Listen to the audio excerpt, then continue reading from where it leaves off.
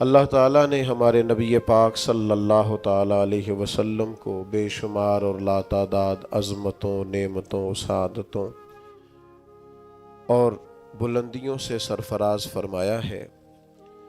ان میں سے حضور علیہ السلام کی ایک عظمت اور ایک بلندی یہ ہے کہ وَإِنَّكَ لَعَلَىٰ خُلُقٍ عَظِيمٍ، فرمایا محبوب بے شک آپ عظیم اخلاق پر ہیں، آپ کے خلق، آپ کی خو بڑی عظیم ہے۔ اخلاق کا مطلب انسان کے جمیع اخلاقیات، اس کے رویے، اس کا لہجہ، اس کے معاملات، یہ سارے اخلاقیات میں شامل ہیں۔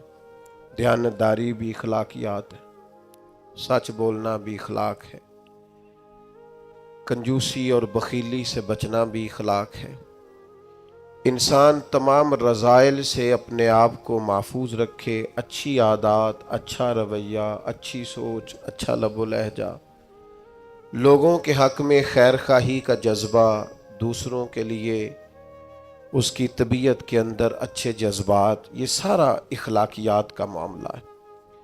نبی کریم صلی اللہ تعالیٰ علیہ وسلم نے اپنی تشریف آوری کے جو مقاصد خود بیان فرمائے، ان میں سے سرکار نے ایک بڑا مقصد یہ بیان فرمایا کہ میں تمہارے اخلاق کی تکمیل کرنے کے لیے دنیا میں آیا۔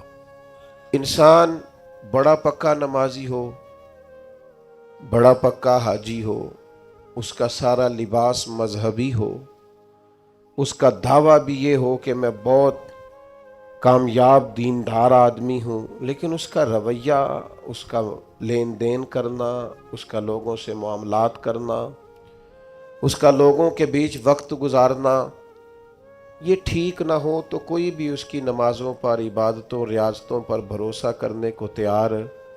اقبال کہتے ہیں یہ ذکر و فکر، یہ نیم شبی، یہ ریاض، تیری خودی کے اگر پاسباں نہیں تو کچھ بھی نہیں۔ یہ جو کچھ تو بتا رہا ہے، عبادتیں، ریاضتیں، پرہیزگاریاں، یہ اگر تیرے اندر کوئی تبدیلی نہیں لا سکی، نماز بے حیائی سے نہیں روک سکی، اور تیرے صدقات و خیرات کرنا تیری زبان کو میٹھا نہیں کر سکے، تیرے لہجے کو حسین نہیں کر سکے، تو تیری ساری یہ عبادتیں نتیجہ خیز ثابت نہیں ہوئی۔ میرے بھائیوں، ہم جب دنیا کے اندر جاتے ہیں، لوگوں سے معاملات کرتے ہیں، تو لوگ ہماری دیانتداری سے، ہماری سچائی سے، ہمارے وعدوں کی پابندی سے، ہمارے اخلاص سے، ہماری عاجزی سے، ہماری محبت سے ہمیں پہچانتے ہیں۔ لوگ لوگوں کو وردیوں سے نہیں پہچانتے۔ لوگ جب لوگوں کے ساتھ معاملات کرتے ہیں تو پھر انہیں اندازہ ہوتا ہے کہ یہ انسان کس طرح کا ہے۔ نبی پاک صلی اللہ تعالیٰ علیہ وسلم نے ارشاد فرمایا کہ تمہیں پتہ ہے مجھے سب سے زیادہ پیار کس سے ہے، اور قیامت کے دن میرے سب سے زیادہ قریب کون ہوگا؟ امتی کی ساری زندگی یہ دوڑ رہتی ہے کہ میں کسی طریقے سے قرب مصطفیٰ کو پاؤں۔ نبی پاک علیہ السلام کی نگاہ کرم مجھ پہ ہو تاکہ دنیا میں بھی، قبر میں بھی، حشر میں بھی، آخرت میں بھی میرے معاملات سنور جائیں۔ تو یہ بہت بڑی سعادت مندی ہے کسی کے لیے کہ حضور اسے اپنا محبوب کہیں، اور قیامت کے دن اسے سب سے زیادہ قریب بٹھائیں۔ تو کریم فرمانے لگے تمہیں پتہ ہے میرا محبوب کون ہے، اور قیامت کے دن میرے سب سے زیادہ قریب کون ہوگا؟ اور یہ بات حضور نے 3 دفعہ ارشاد فرمائی۔ فرمایا جانتے ہو میرا محبوب کون ہے؟ جانتے ہو قیامت میں میرے سب سے زیادہ قریب کون ہوگا؟ حضور تو اشارتاً بھی کوئی بات کریں تو بڑی بات ہے، 3 بار ایک بات کو دہرا کے محبوب نے فرمایا میرا سب سے زیادہ محبوب وہ ہے، اور قیامت کے دن میرے سب سے زیادہ قریب وہ ہوگا جس کے اخلاق زیادہ اچھے ہیں۔ ساری محنت اپنے ظاہر پر نہ کریں، سارا وقت کپڑوں کو سجانے سنوارنے میں نہ گزار دیں، سارا ٹائم اپنی تصویروں کو درست کرنے میں ضائع نہ کر دیں۔ اپنے رویوں کو، اخلاقیات کو، اپنے معاملات کو، اپنے اٹھنے بیٹھنے کو، اپنی روزمرہ کی زندگی کو اچھے طریقے سے آراستہ کریں، مزین کریں۔ اور چند ایک چیزیں تو ایسی ہیں جن پر اور زیادہ توجہ کرنے کی ضرورت ہے۔ ان میں سے ایک اہم چیز جس کی طرف میں آپ کا اشارہ کرنے جا رہا ہوں، وہ اہم چیز یہ ہے کہ سب سے پہلے یہ دیکھیں کہ ہماری طبیعت کے اندر درگزر کتنا زیادہ ہے، معاف کرنے کا مزاج کس حد تک ہے۔ میں اکثر یہ دیکھتا ہوں کہ ہم چاہتے ہیں کہ لوگ صرف میرے معیار کے مطابق چلیں، میری طبیعت کے مطابق ڈھلیں، تو پھر تو میں ان کے ساتھ وقت گزارنے کو تیار ہوں۔ لیکن اگر ہمیں کبھی سامنے والے کی طرف سے مخالف رائے کا سامنا کرنا پڑتا ہے، اور کبھی وہ کچھ اپنی بھی رائے رکھتا ہے اور کچھ اپنی بھی مجبوریوں کا اظہار کرتا ہے، تو ہم درگزر کرنے کو تیار نہیں ہوتے۔ یاد رکھیے گا، اللہ تعالیٰ نے انسان کو خوبیوں اور خامیوں کا مجموعہ بنایا۔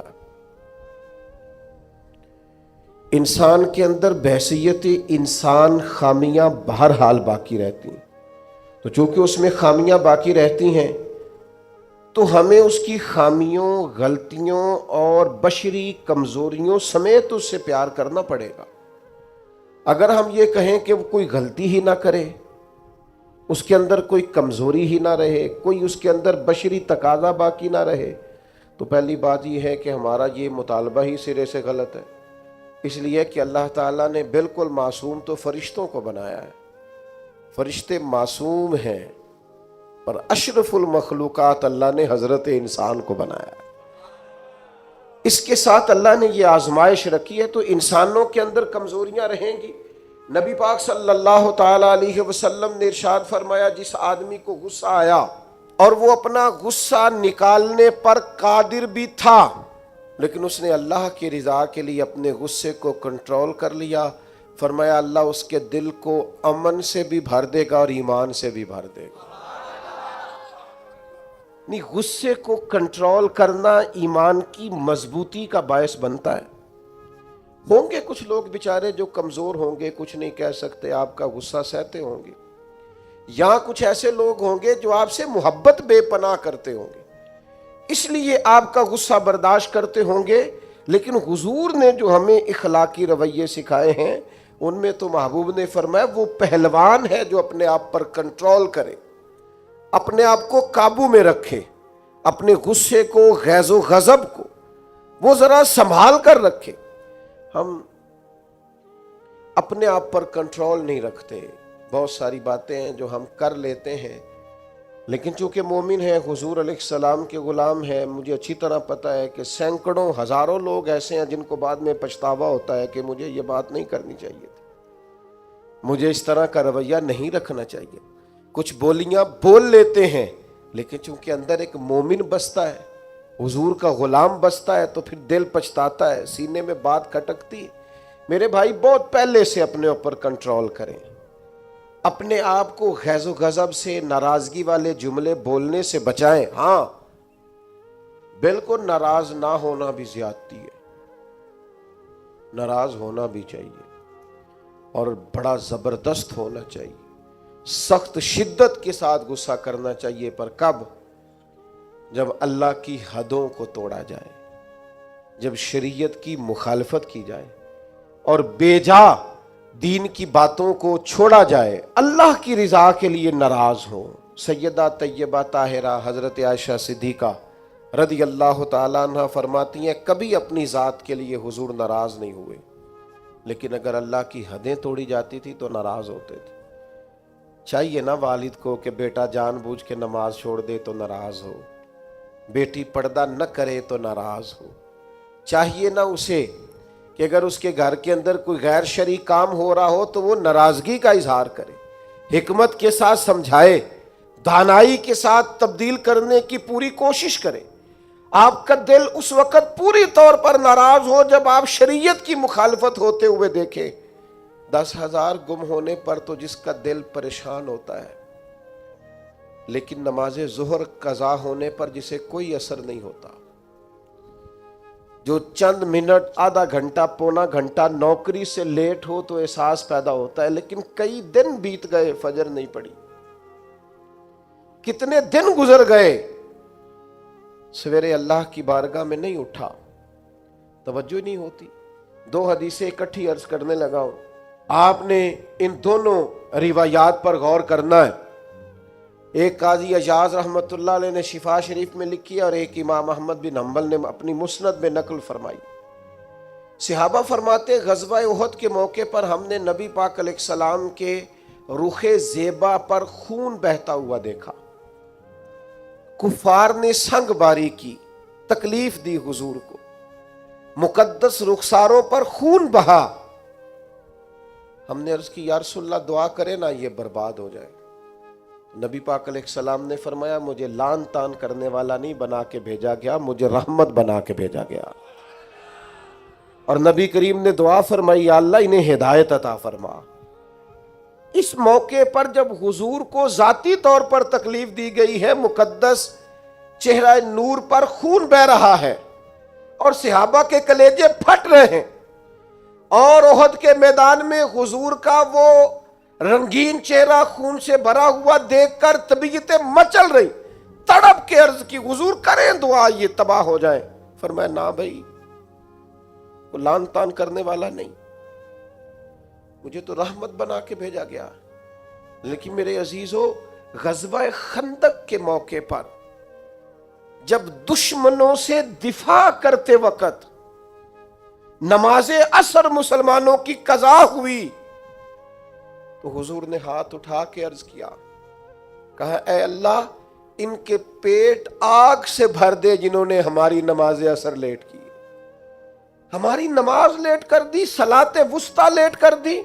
हमें तेरे हुजूर झुकना था, हमें वो नमाज पढ़नी थी जो बड़ी कीमती है, नमाज असर, इन्होंने हमारी नमाज लेट कर दी, इनके पेट आग से भर दे। हुजूर का सारा चेहरा लहू से भरा है, पर जात के लिए दुआ नहीं की कि ये तबाह हो जाए, पर एक नमाज लेट हो गई। सहाबा की असर कज़ा हुई तो करीम ने हाथ उठा के कहा, या अल्लाह, भर इनके पेट आग से। ओ संगियो, आओ यारो, अपना इखलाक तो देखें। मेरी भी फजर कज़ा है, मेरे पुत्र की भी कज़ा है, मेरी जवान बेटी भी जम के सो रही, कभी माथे पर शिकन तक नहीं आई, लेकिन मेरी रोटी लेट हो जाती है तो मैं सारा घर सर पे उठा लेता हूं, जमीन आसमान एक कर देता हूं। मेरे बच्चे, आपके बच्चे हमारी निगाहों के सामने वो पूरी तरह बुरी सोसाइटी का शिकार हो जाएं और वो जाने किस किस गुनाह में लग जाए, माज़अल्लाह, शिकन तक नहीं आती, लेकिन मेरे कपड़े वक्त पर इस्त्री नहीं हुए, मुझे टाइम पर फुला चीज नहीं दी गई, आसमान सर पे उठा लिया जाता है। हुजूर ने तो हमें ये इखलाक सिखाया है कि लहू से तेरा वजूद भी जात के लिए भर दिया जाए, तो जुबान से लान तान न करना, ये तेरे नबी का तरीका है।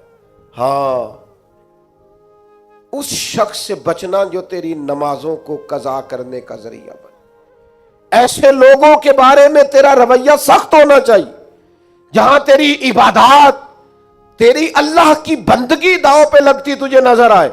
खुदा रहा, दीन का मिजाज तो समझे, हम किस तरफ चले। और फिर यहां मैं बड़ी जिम्मेदारी से ये बात भी अर्ज कर दूं, हुजूर राजी नहीं है उस बंदे से जो मिलाद की झंडियां लगाए और नमाज छोड़ दे, जो जलसा वक्त पे कराए, महफिल के लिए सुबह शाम एक कर दे और नमाज के मामले में सुस्ती करे। ऐसे ही जानबूझकर अगर बिल्ली को देखकर कबूतर आंखें बंद करेगा तो उसका माना क्या है? आपके छुप जाने से और जरा किसी बरकत वाली चीज के पीछे छुपने से शरीयत का हुक्म बदल जाएगा, असल चीज तब्दील कर दी जाएगी। हकीकतें हकीकतें रहती हैं, हकीकत छुप नहीं सकती बनावट के उसूलों से, और खुशबू आ नहीं सकती कभी कागज के फूलों से। शरीयत का हलाल हलाल रहेगा और हराम हराम रहेगा। थोड़ा सा अपनी जात के लिए माफी दे के तो देखें, गलती हो गई है बहू से, उसके अब्बा जी ने पंचायत में आके पगड़ी खोल के तेरे पैरों के सामने रख तो दी थी, उसके भाई ने हाथ भी बांधे थे कि आइंदा नहीं करेगी, चल कर दे माफ, कोई बात नहीं, कोई कुफर नहीं हो गया। हो गई है ना गलती तेरे मुलाजम से, बेचारा गरीब है, وہ کہیں اور جا کے اس عمر میں بڑھاپے میں کہاں نوکریاں ڈھونڈتا پھرے. چل ہو گئی ہے غلطی, معاف کر دے, درگزر کر دے. چل تیرا پڑوسی غریب آدمی بھول گیا تھا, تھوڑا سا کر دے درگزر. لیکن ہم اس معاشرے اور سوسائٹی میں رہتے ہیں جہاں ہر وقت جج بنے رہنے کا شوق ہے لوگوں, فیصلے کرنا اور مطلق العنان بن کے کرنا, اور بس جی بس میں نے کہہ دیا ہے, اب دوبارہ سے میں کسی کی بات نہیں سنتا. آپ مجھ سے ناراض نہ ہو دیں تو یہاں تو مسجد کی کمیٹی کا صدر کسی سے کنٹرول نہیں ہوتا, سارا کچھ بگڑتا ہے تو بگڑ جائے الا ماشاءاللہ. لیکن ہمارا مزاج ہے, ماں بدولت نے جو کہہ دیا وہ ہو کے رہے گا. پتھر برسانے والے, تکلیفیں دینے والے, اذیتیں دینے والے حضور کے سامنے گردنیں جھکائے کھڑے تھے. بتاؤ بھائی تمہارے ساتھ کیا سلوک کروں, فتح مکہ کے دن اعلان ہو رہا ہے. انہوں نے پتہ کیا کہا, انہوں نے میرے محبوب کے عظمتوں والے باب کا ذکر چھیڑ دیا. کہنے لگے آپ بھی بڑے ہی کریم ہیں, اور آپ کے والد عبداللہ بھی بڑے ہی کریم تھے, بڑے کریم باپ کے بیٹے ہیں آپ, وہ بڑے کریم تھے. نبی پاک علیہ السلام نے فرمایا اگر تم نے یہ کہا ہے تو جاؤ, پھر تم پر کوئی بدلہ نہیں, تمہارے ساتھ وہی سلوک کرنا ہے جو جناب یوسف نے مصر آئے ہوئے بھائیوں کے ساتھ کیا تھا. انہوں نے کنویں میں پھینکا تھا اور جناب یوسف نے سینے سے لگا لیا تھا. لہذا تمہارے ساتھ وہی کچھ کرنا ہے. وہ لوگ, حضور نے انہیں معاف کر دیا.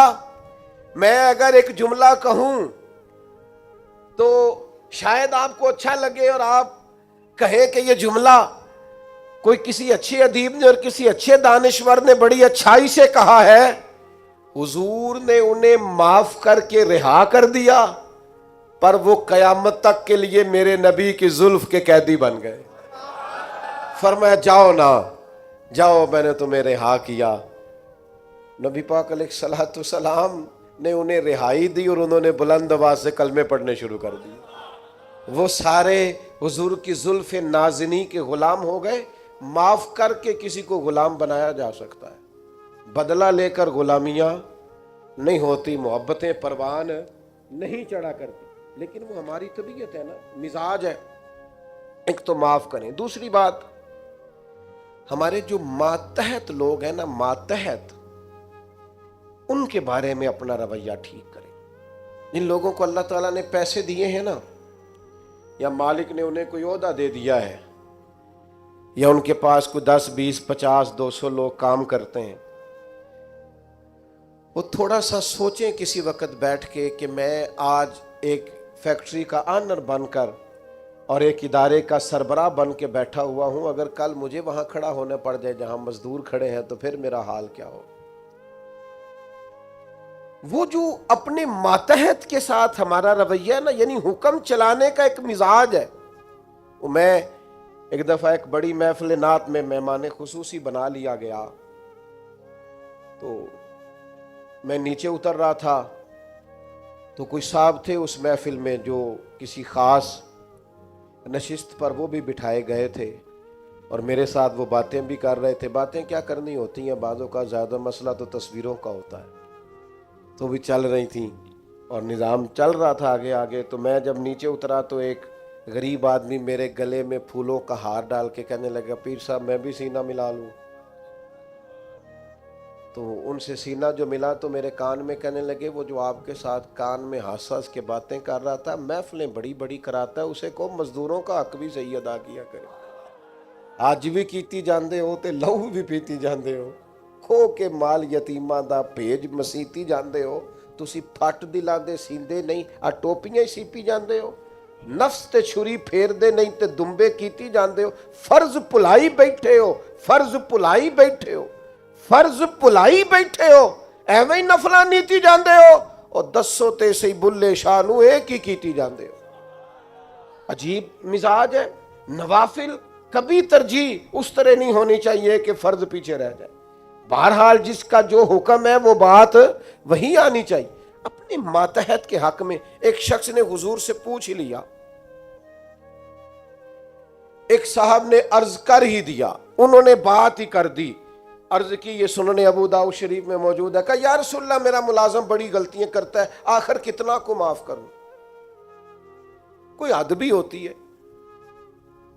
بڑی غلطیاں، بڑی کوتاہیاں، بڑی کمزوریاں، تو اس نے گن کے معاف کرنے کے لیے حضور کتنی بار معاف کروں؟ آخر بعض لوگ بعض باتیں جھلملا کے کرتے ہیں نا جی، حضور آخر کتنا کو معاف کروں؟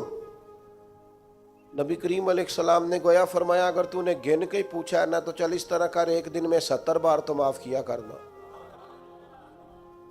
ایک دن میں کتنا معاف کرنا ہے؟ تجربہ تو کریں کہ کیا ہم نے کبھی 7 دفعہ بھی معاف کیا ایک دن میں؟ حضور نے فرمایا 70 دفعہ معاف کر۔ اور ایک شخص کو تو نبی کریم نے ان لفظوں سے تنبیہ فرمائی، فرمایا تیرے غلام پر جتنا تجھے حق حاصل ہے نا تیرے اختیار میں، تیرے رب کو اس سے کئی گنا بڑھ کے تیرے اوپر اختیار ہے۔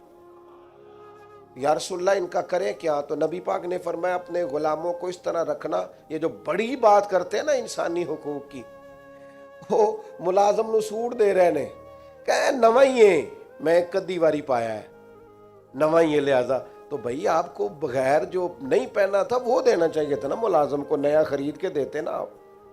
یہاں تو لوگ زکوٰۃ بانٹتے ہیں اپنے ملازموں پہ، تو سیاسی زکوٰۃ بانٹتے ہیں، ہاں اس کو پیسے جو وقت کام آ جائے گا، تھوڑی تھوڑی کر کے وہاں بانٹو، جب ٹائم ملے گا تو بلا لیں گے، خو کرے حمد سے تھوڑا سا گلا بھی سن لے، گولی اگرچہ کڑوی ہے پر ہو سکتا ہے شفا ہو۔ ہر دینی کام میں بھی سیاست کرتے ہو، ذات کے لیے استعمال کرتے ہو، سنو یہ میرے نبی پاک کا اخلاق ہے۔ یا رسول اللہ غلاموں سے کس طرح گزارا کریں؟ فرمایا جس طرح کا خود کھانا اسی طرح کا انہیں بھی کھلانا، جس طرح کا خود پہننا اس طرح کا انہیں بھی پہنانا، سیاستہ میں موجود ہے۔ اور فرمایا ان کی طاقت سے بڑھ کر کبھی انہیں کام نہ بتانا۔ اور میرے محبوب کے غلاموں نے تو اس طرح عمل کیا کہ حضرت ابو ذر غفاری جیسے سردار اپنے گھر سے نکلے تو غلام ساتھ تھا، سامنے سے ایک سردار دیکھ کے حیران ہو گیا، کہنے لگا ابو ذر یہ کون ہے؟ فرمایا میرا غلام ہے۔ کہا حد ہو گئی یار، اس کے کپڑے قیمتی ہیں اور تمہارے کمزور ہیں، یہ انقلاب کیسے آیا؟ تو جناب ابو ذر غفاری فرمانے لگے یہ میرا انقلاب نہیں، یہ محمد عربی کا دیا ہوا انقلاب ہے۔ یہ کس نے ذروں کو اٹھایا اور صحرا کر دیا، یہ کس نے قطروں کو ملایا اور دریا، غالباً ایک غیر مسلم کے شعر ہیں، یہ کہتا ہے یہ کس نے قطروں کو ملایا اور دریا کر دیا، کس نے ذروں کو اٹھایا اور صحرا کر دیا، یہ کس کی حکمت نے یتیموں کو کیا در یتیم اور غلاموں کو دنیا بھر کا مولا کر دیا۔ جب حضرت بلال کو کعبے کی چھت پر اذان پڑھنے کی باری آئی تو کچھ لوگوں نے مشورہ دیا تھا کہ حضور کافر پہلے ہی مر گئے، تو حضرت بلال کو کعبے کی چھت پہ دیکھیں گے تو اور مر جائیں گے، تو یا رسول اللہ روز بلال نہیں پڑھنی ہے، اگر اجازت ہو تو کوئی اور نہ پڑھ لے، تو فرمایا نا بھئی اذان تو بلال ہی پڑھیں گے اور کعبے کی چھت پہ پڑھیں گے، اور حق انہی کا بنتا ہے، کمر اچھا ہے فلک پہ نہ ہلال اچھا ہے، تیری نظر بھی نہ ہو تو دونوں سے بلال اچھا ہے۔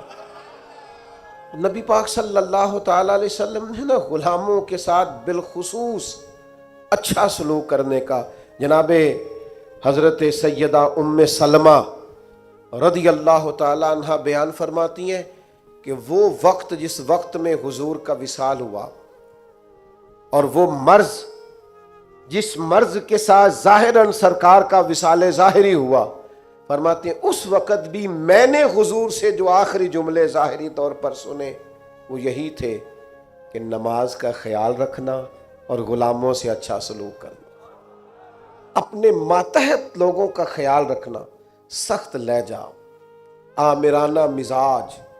میرا ایک جاننے والا شخص ہے، اس کے ہاں سے نا کوئی 40-50 لوگ تنخواہ لیتے ہیں، کوئی ادارہ ہے تو وہ اس کا بنایا ہوا تو 40-50 لوگ تنخواہ لیتے ہیں۔ تو ایک دن کسی تنخواہ لینے والے شخص نے اس سے آ کے کہا یار ادارہ تیرا ہے تو ہم تیری قدر بھی کرتے ہیں، تو دل کرتا ہے تنخواہ تو دے۔ تو اس بندے نے رونا شروع کر دیا، کہنے لگا غریب ماں کا بیٹا ہوں، اور کسان باپ کا بیٹا ہوں، کسی کو تنخواہ دیتے ڈر بڑا لگتا ہے، تو اللہ نے ڈیوٹی لگا دی، ڈر لگتا ہے، اگرچہ میرے سائنوں سے جاتی ہے، میری اطلاع سے جاتی ہے، پر مجھے ڈر آتا ہے، مجھے خوف آتا ہے۔ میں اور کسی کو تنخواہ دوں، میں نہ توبہ، مجھے خوف آتا ہے، یہ باہر ہی کوئی اور ہی کرے میرے والا کام۔ اپنے اندر احساس پیدا کرو، یار 4 لوگ ہمارے ماتحت ہوتے ہیں، آپ یقین کریں خون خوش کیا ہوتا ہے بعض لوگوں نے اپنے ملازمین۔ ایک چھوٹی سی بات اور عرض کروں، عورت بیچاری کی عقل ناقص ہوتی ہے، عورتوں سے اچھا سلوک، اپنی گھر والی کے بارے میں رویہ نرم، مقابلے کی فضا نہ پیدا کریں اپنے گھر میں۔ نبی پاک علیہ السلام نے ناز برداری فرمائی ہے ازواج مطہرات کی، حضور کا سلوک کریمانہ رہا ہے، محبوب کی شفقت رہی ہے، سخت ترین لہجہ اور رعونت والا مزاج اپنی گھر والی کے حق میں، یہ بھی انداز نبی پاک علیہ السلام کا دیا ہوا نہیں ہے۔ حضور نے فرمایا تم میں سے سب سے بہتر وہ ہے جو اپنے گھر والوں کے لیے بہتر ہے، اور فرمایا میں تم سب سے بڑھ کر اپنے گھر والوں کے لیے بہتر۔ دوستوں کے ساتھ خوش گپیاں اور دیر تک خوشگوار موڈ، اور گھر جاتے ہی لہجہ ترش، اور جناب آپ بابا میں تھکا ہوا آیا ہوں، میرے پاس ٹائم نہیں ہے زیادہ باتیں سننے کا، یہ حضور کا دیا ہوا اخلاق نہیں ہے۔ وہ تو لباس ہے مرد عورت کا اور عورت مرد کا۔ ایک تیسری بات اپنے ذہن میں اور ضرور آج ہم نے بٹھا کے جانی ہے، وہ یہ ہے کہ نبی پاک صلی اللہ تعالی علیہ وسلم کا نا مزاج مروت والا ہے، مدارات والا ہے۔ آج کچھ لوگوں کو شوق ہو گیا ہے، وہ کہتے ہیں جی میں جی بات سچی کرتا ہوں جی، میں بندہ ذرا کھرا ہوں جی لہذا لوگوں کو پسند نہیں۔ یہ آپ کی ذاتی کی ہوئی تشریح ہے۔ کھرا بندہ لوگوں کو بڑا پسند ہوتا ہے، آپ کھرے ہوں گے پر آپ کا رویہ کرے لوگوں والا۔ کچھ لوگ کہتے ہیں جی میں جی بات سچی کرتا ہوں لہذا کڑوا ہوں۔ او بھائی کائنات میں سب سے زیادہ سچے مدینے والے محبوب ہیں، لیکن حضور کا لہجہ تو شہد سے بھی زیادہ میٹھا ہے۔ یہ کیا بات ہوئی؟ یہ آپ جھوٹ بول رہے ہیں کہ میں سچا ہوں تو کڑوا ہوں۔ سچائی تو میٹھی ہوتی ہے، سچائی تو حسین ہوتی، آپ کا انداز کڑوا کچھ ایلا ہے۔ میں جی سچ آپ اصل میں سچ بولتے ہیں دوسروں کے بارے میں، 2-4 سچ اپنے بارے میں بھی بولیں، اور بول کر کہیں کہ یہ میرے اندر کمیاں ہیں، بولیں سچ۔ دوسروں کی غلطیوں کا تو شک ہوتا ہے نا، اپنا تو بندے کو پاک ہوتا ہے نا کہ یہ میرے اندر ہے۔ اپنی چھپائے پھرتے ہو، اپنیوں پہ پردے ڈالے ہوئے ہو، اپنے اوپر ملمر میک اپ کیے ہوئے، 2-4 سچ اپنے بارے میں بولو نا، پتا چلے تم نے تو جب بھی سچ بولا دوسرے کے بارے میں بولا ہے۔ تو یہ مروت مدارات، نبی پاک کے غلام بیدام تھے صحابہ۔ حضور کبھی کسی کا نام لے لیتے تو وہ سمجھتے کہ ہماری تو معراج ہو گئی ہے، اور حضور کسی کو نام لے کے بھی ڈانٹ دیتے تو وہ سعادت سمجھتے، قربان ہوتے۔ لیکن یہ میرے نبی پاک کی مروت کا انداز ہے، یہ حضور کی مدارات۔ کچھ لوگ کہتے ہیں جناب وہ آپ کے ڈھیلے ڈھالے ہونے سے حالات خراب ہوئے ہیں۔ او بھائی کیا کرے، لہجہ مروت والا ہے، کیا کرے انداز پیار والا ہے، کیا کرے کوشش کرتے ہیں، ہمت پکڑتے ہیں، دل کرتا ہے کئی دفعہ 4 سختیاں میں نے بھی کرنی ہے، پر وہ کیا کریں، کسی فقیر کے ہاں بیٹھنے والے ہیں، انہوں نے اندر سے وہ سارا انداز ہی سارا نکال دیا ہے۔ نبی کریم صلی اللہ تعالی علیہ وسلم کسی صحابی کا نام لے کر بھی اگر کبھی اس کو سمجھا دیتے تو وہ اپنی سعادت سمجھتا، لیکن حضور کی بارگاہ میں اگر کسی کی شکایت آتی تھی نا تو نبی پاک کبھی بھی اس کا نام لے کر بات نہیں کرتے تھے، مجموعی بات کر دیتے، فرماتے لوگوں کو کیا ہو گیا ہے۔ اب انہوں نے اس طرح کرنا شروع کر دیا، وہ مجموعی بات ہوتی تھی تو جس کی ہوتی تھی وہ خود بخود سمجھ آتا تھا۔ حضور نے ایک مقام پہ فرمایا کمزور خیالات والے نہ بن جانا، کہنا کہ لوگ اگر میرے ساتھ اچھا کریں گے تو میں بھی اچھا کروں گا، اگر لوگ برا کریں گے تو میں بھی برا کروں گا۔ اس طرح کا رویہ نہ کرنا، بلکہ اعلیٰ اخلاق، آپ کی طبیعت میں مروت ہو۔ ایک صحابی حاضر ہوئے اور انہوں نے بڑی انوکھی بات کی، اور یہ جو بات انہوں نے کی ہے نا، یہ میرا اور آپ کا بہت سارے لوگوں کا مسئلہ ہے۔ اس طرح کی باتیں ڈھیر سارے لوگ آ کے کرتے ہیں۔ انہوں نے آ کے عرض کی، یا رسول اللہ صلی اللہ تعالی علیہ وسلم، میرے چچا زاد بھائی ہیں، میں ہمیشہ ان کے ساتھ حسن سلوک کرتا ہوں، انہوں نے کبھی بھی میرے ساتھ نہیں کیا۔ مجھے جب بھی ان کی ضرورت پڑی ہے انہوں نے انکار کیا ہے، اور انہیں جب بھی ضرورت پڑی ہے میں حاضر ہوا ہوں۔ یا رسول اللہ، اب تو میں اتنا پریشان ہوا ہوں کہ میں نے قسم اٹھا لیا کہ اب میں بھی ان کے کسی کام نہیں آؤں گا، طے کر لیا ہے۔ تو حضور حکم کیا ہے؟ میں قسم اٹھا آیا ہوں کہ بس ختم۔ نبی پاک علیہ السلام نے فرمایا، میں تمہیں حکم دیتا ہوں کہ قسم کا کفارہ دے لے اور ان کے ساتھ حسن سلوک ہی کر۔ تو اپنا رویہ ان کے بارے میں وہ نہیں کر سکتا جو ان کا رویہ، تو نے حسن سلوک کے۔ اور یار یہ کوئی کمال ہے کہ اچھے کے ساتھ اچھا ہوں اور برے کے ساتھ برا ہوں؟ اچھا ایک اور بات آج کل نوجوان بڑی وہ جی مجھ سے غلط بات برداشت نہیں ہوتی، صحیح بات کو بھی برداشت کرنا پڑتا ہے۔ برداشت ہی غلط بات کرنی ہوتی ہے، غلط رویہ ہی تو برداشت کرنا ہوتا ہے، صحیح کو تو برداشت کرنا ہی نہیں پڑتا۔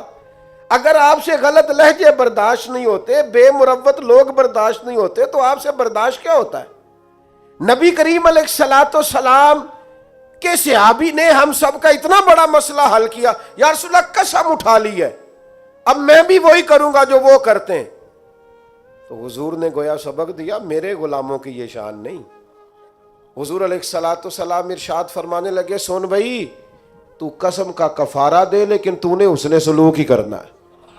تو نے اپنا رویہ ان کے ساتھ کبھی بھی غلط نہیں کرنا، تو نے اپنا رویہ ہمیشہ ان کے ساتھ۔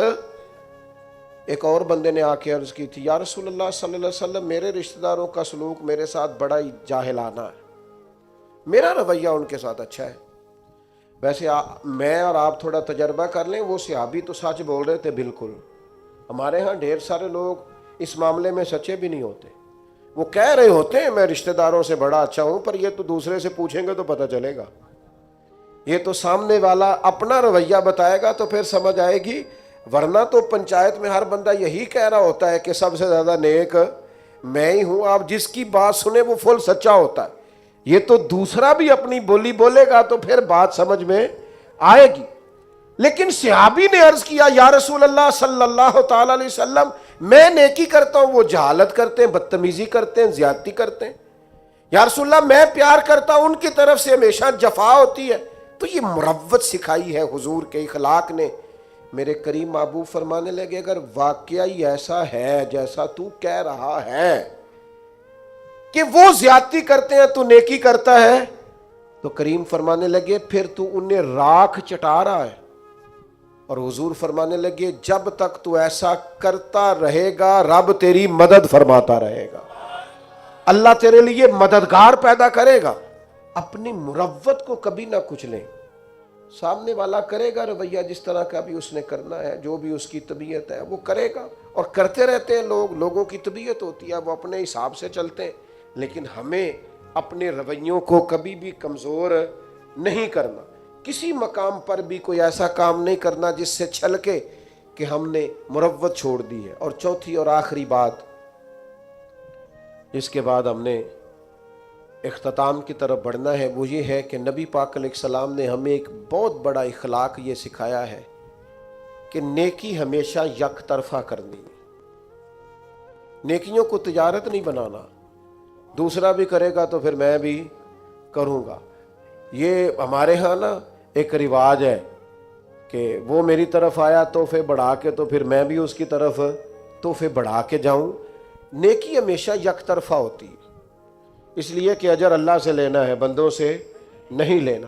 نبی پاک علیہ السلام کا اخلاق یہ ہے کہ محبوب ہمیشہ یک طرفہ خیر خواہی کرتے تھے، کبھی مطالبہ نہیں کرتے تھے سامنے والے سے کہ وہ بھی خیر خواہی ہی کرے۔ آپ دیکھیے طائف والوں نے کیا کیا، مکے والوں نے کیا کیا، دیگر بہت سارے قبائل تھے، ان کا رویہ حضور کے بارے میں کیا تھا۔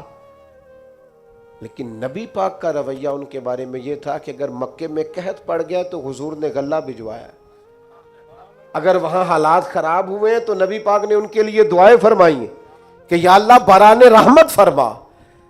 وہ لوگ بدر کے اندر تلواریں لے کر لڑنے کے لیے آئے، لیکن حضور کا عالم یہ ہے کہ محبوب فرماتے ہیں ان کی رسیاں ڈھیلی کر دو، اگرچہ یہ لڑنے آئے تھے اور ہمارے قیدی بنے ہیں، اگرچہ ان لوگوں نے بڑا ستایا تھا، پر حضور فرمانے لگے یہ ہائے ہائے کرتے ہیں تو مجھے نیند نہیں آتی۔